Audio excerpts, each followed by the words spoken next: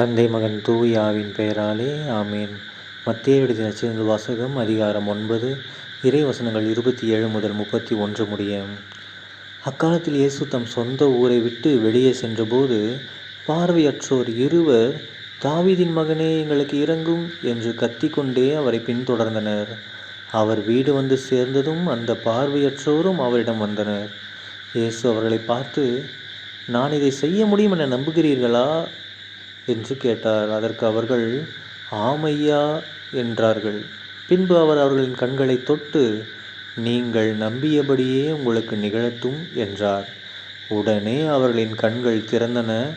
இயேசு அவர்களை நோக்கி, யாரும் இதை அறியாதபடி பார்த்து கொள்ளுங்கள் என்று மிக கண்டிப்பாக கூறினார். ஆனால் அவர்கள் வெளியே போய் நாடெங்கும் அவரை பற்றிய செய்தியை பரப்பினார்கள். ஆண்டவரின் அருள்வாக்கு. கிறிஸ்துவே உமக்கு புகழ்.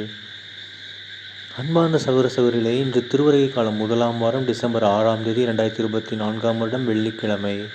இன்றைய நற்செய்தியில் பாரு, நம்ம இயேசு கிறிஸ்து ஆண்டவர், இப்போ நம்ம சிம்பிளாக பார்த்தோம்னா நம்ம இயேசு கிறிஸ்து ஆண்டவர் ஏதோ பார்வையற்றவர்களை குணப்படுத்துகிறார், அவ்வளோதான் தெரியும்.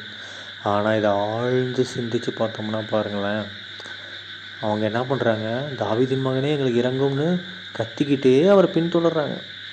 ஏசப்பா நினச்சிட்டு அவங்க கூப்பிட்ட உடனே சரி பண்ணியிருக்கலாம், இல்லைனா திரும்பி பார்த்தா போதும், இல்லைனா மனசில் நினச்சாருன்னு சரியாக இருந்திருக்கும். ஆனால் அவங்கள அவர் தொடர்ந்து வா, கண்ணு தெரியலனாலும் அவர் எங்கே போகிறாருன்னு கண்டுபிடிச்சி போகிறாங்க அப்படின்னா நினச்சி பாருங்கள். நமக்கு கண் இருக்குது, கால் இருக்குது, அவங்களாம் எல்லாமே நல்லா இருக்குது, உடலில் வலிமை இருக்குது, எல்லாமே இருக்குது, கோவிலுக்கு போக வழி தெரியும், எல்லாமே தெரிஞ்சும் நம்ம தேடுறது கிடையாது. ஓகேங்களா? ஆனால் அந்த காலத்தில் அவ்வளோ கூட்டம், அப்படிப்பட்ட ரோடு அது. இந்த காலத்தில் நமக்கு பியூர் செம்மையாக ரோடு இருக்கும், க்ளீனாக எல்லாருக்கும். வண்டி இருக்கிறதுக்கு நமக்கு வண்டி வீட்டில் ஒரு 2-3 வண்டியாக ஏதாவது வச்சுருப்பீங்க ட்ராவல் பண்ணுறதுக்காக. ஆனால் அந்த காலத்தில் கண்ணு தெரியாதவங்க அப்படிப்பட்ட ஒரு ரோடு இருக்கும், கல் முள்ளு கரடு முள்ளாக இருக்கும் ரோடு, கூட்டமாக இருக்கும். அதில் ஏசப்பா எங்கே போகிறாருன்னு கத்திக்கிட்டே அவரை பின்தொடர்ந்துருக்காங்க பாருங்கள். அப்போ எந்த அளவுக்கு நம்பிக்கைன்னு நினச்சி பாருங்கள்.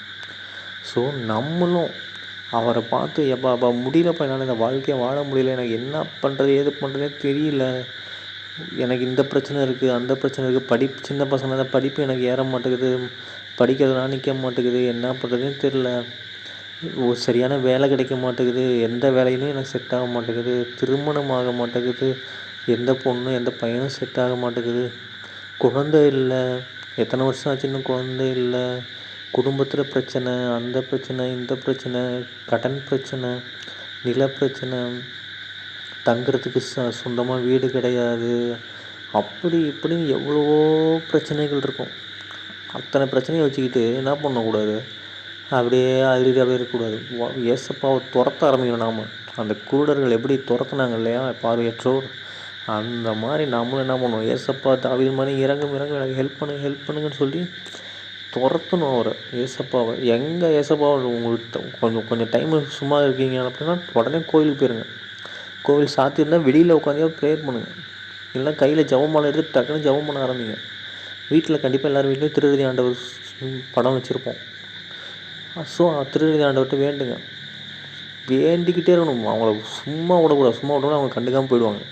ஸோ நம்ம வேண்டி அவங்கள டார்ச்சர் பண்ணிகிட்டே ஜெபிச்சுக்கிட்டே இருந்தோம்னா ஏசப்பா நம்ம பக்கத்தில் வந்து நம்மள்ட்ட கேட்பார், என்னால் உன்னை குணப்படுத்த முடியும்னு நினைக்கிறியா, உன்னோட கஷ்டங்களெல்லாம் போக்க முடியும்னு நினைக்கிறியான்னு கேட்பார்.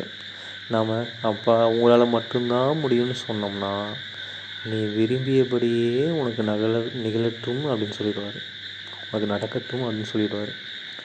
இல்லை உடனே என்ன ஆயிருமா, அவர் சொன்னது ஒரு வார்த்தை சொன்ன உடனே அவர்களின் கண்கள் திறந்தன அப்படின்னு சொல்கிறாங்க. ஸோ நம்முடைய கஷ்டங்கள் எல்லாமே போயிடும், நமது ஞான கண்கள் திறக்கப்படும், நம்முடைய வாழ்க்கைங்கிற கண்கள் திறக்கப்படும், ஆன்ம கண்கள் திறக்கப்படும். ஓகேங்களா? ஸோ இது ஒரு சீக்ரெட்டு. ஏன்னா இது ஒரு சீக்ரெட்டாக இருந்தனால தான் அவர் யாரையும் சொல்லாதீங்கன்னாரு. ஸோ அந்த சீக்ரெட்டை நம்ம இப்போ எல்லாருக்குமே தெரிஞ்சது தான். அதனால் ஏசப்பாவை நோக்கி ஜெபிச்சுக்கிட்டே இருக்கிறோம், நம்முடைய கண்களும் திறக்கப்படும். சரிங்களா? தந்தை மகன் தூய் ஆவியின் பெயராலே ஆமேன். இயேசுவுக்கே புகழ், இயேசுவுக்கே நன்றி, மரியே வாழ்க. இயேசுவின் ரத்தம் ஜெயம். ஹல்லேலூயா. Praise the Lord.